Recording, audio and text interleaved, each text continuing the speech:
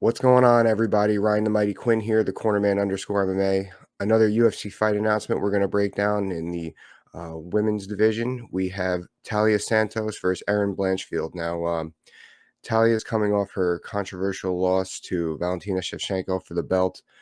I actually felt that Valentina won that fight. However, I didn't feel one judge gave her all 5 rounds. I remember I thought that was crazy. Um, and then we have Erin Blanchfield coming off her dominant win over Molly McCann at Madison Square Garden a couple months ago. So, at first glance, I know a lot of people on social media were kind of, really heavily favoring Talia. I guess rightfully so. But there's a lot here to break down. I'm really looking forward to. Now we're going to go over which fighters should do what they should stay away from. Let's start right at the stand-up, just like the fight starts. Now, you had Talia a little bit longer, a little bit rangier. She got a great stance. When somebody has a good stance like that, it's very tough to penetrate, especially for a shorter, um, lesser striker, so to speak. So how do we get through that? But what I think Talia should do is just keep her hands in Erin's face. Usually, you hear me saying on here a lot, go to the body, mix it up, blah, blah, blah. That's for the most part, but I think keeping her hands in Erin's face is going to keep Erin at range. You know, Obviously establishing the center and keeping the center, like I always say here as well. Sometimes going forward is standing your ground. That's what Talia's got to do here. Don't let Erin back her into the corner, but that's kind of going into Erin's game plan. So yeah, she keeps her hands in her face. Actually, she has pretty good, I think it's judo, from what I remember, some of the body trips, the body locks to trips that I saw against Valentina. So you could tell she's strong. She's got very strong jiu-jitsu game as well. Um, I don't I wouldn't give Erin that just because Erin's got a great power jiu-jitsu game. That's another interesting thing here. We're going to see strong jiu-jitsu versus power jiu-jitsu. There's a difference I'll get into later. So I would just keep my hands in her face. If it goes to the ground, don't try to force anything. Even come back up, get her against the fence, and just keep scoring with punches. That's where she's going to score her damage in this fight, on the feet with her striking. I truly believe that. Obviously, moving her head. Go back and watch her fight. She's got a very good elusive stance that's tough to penetrate. I used to hate going against people like that. One person that comes to mind is Sapo, a person who was beating Ben Askren, eventually lost. He fought in Sapo. Maybe he fought in Bellator. So how Talia goes game to victory. If things get ugly, she could clinch with Erin. Keep it a plum tie clinch. Score those knees. Score those elbows. Extend the shorter fighter.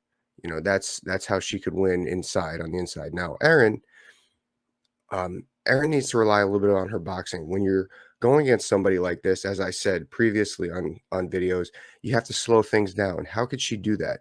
She's got to slow things down and work her way inside. The feint, bah, bah, bah. I didn't see her feint a whole lot against Molly. She should have, where Erin has the really strong, kickboxing in that stance. Molly has the really heavy hands with the boxing. Molly goes to the body really well. That's one thing I thought Erin should have done in her dominant win. If we have to pick apart anything in that fight, that she did. Um, Basically, for Erin is it's a boxing, not a kickboxing fight on the feet. Make this a boxing, not a kickboxing fight. Use that feint. You know, that will keep Talia honest. That might even open up what Talia might get her to bite, get her to punch. We know how Erin shot under strikes on Molly. She could slip and punch with that under strikes or shoot and take down. Now, even though Erin, mostly known for her grappling, I would really try to make this a boxing fight. That strong jiu-jitsu, like I said, could get her into some trouble over her power jiu-jitsu. Power jiu-jitsu is very deliberate. I have a power jiu-jitsu game, and it's really tough to when you make a mistake, sometimes you really pay for it. Trust me. Like that Kimura was beautiful. She hit on Molly. I don't really see that happening against the longer Talia here. Uh, so we're feinting. We're moving our head. We're getting inside. We're scoring. I want to see her go to the body. Her slip with the jab with, if she can, jab with Talia. Throw the right hand up top, left hand hook. Throw the right to the body. Throw a right hook. I didn't really see that in her last fight either, but that could be implemented. Make it a boxing match. Now with her footwork, I would do, what I'm big on is stand her ground, similar on who's going to establish the center. And then I would try to have her have Talia paint herself into the corner. Use that jabs to get her to move back, move in, cover more ground, move in, cover more ground. Be very disciplined on the approach and score those 1-2s. Though they really establish that right hand. She's got to establish that right hand. It's going to open up a lot. If she starts establishing that right hand, she's going to get Talia to cover up. Maybe she could score a takedown. Maybe she could score punches to the body. That is the way I would do it if I am Erin. And keep it there, like I said, as much as she might want to go to the ground, maybe we should keep this a boxing fight. I've had fights where I remember I'm very confident on the ground. My opponent was very confident on the ground. That's what he's known for. I got to keep him out of his comfort zone. I got to make it boxing. I think that boxing is a lot less comfortable for somebody like Talia than kickboxing. And so almost like get in that telephone booth, like we've said so many times, like we talk about, and just stay there. Score. Don't get too greedy. Just score with those power punches. Obviously, if the finish presents itself, that's another story. But that's how I would do it. We always say here, what's the punch? Or our coaches used to say to us, what is the punch that knocks him out? Like, you shouldn't know that. Just keep punching, keep being fluid with your power, and let it come. Let the damage come. Win the damage striking. That's who's going to win this fight, is who scores the damage and the striking on the feet. I truly believe that. We're going to see a lot of game planning between both corners. It's also going to be interesting to see how they adjust. Obviously, if one's not working for the other, we got to go to the ground. How are we going to do that?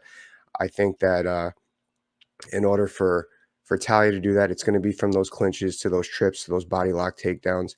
For Erin, it's going to be for those slipping under punches, maybe catching a body kick, but I'm not very big on trying to time that. I would try to avoid taking one to score two. That's just me. But it's going to be a very interesting fight to see for sure. Really looking forward to it. Let me know what you guys think. Please don't forget to like, subscribe, and share.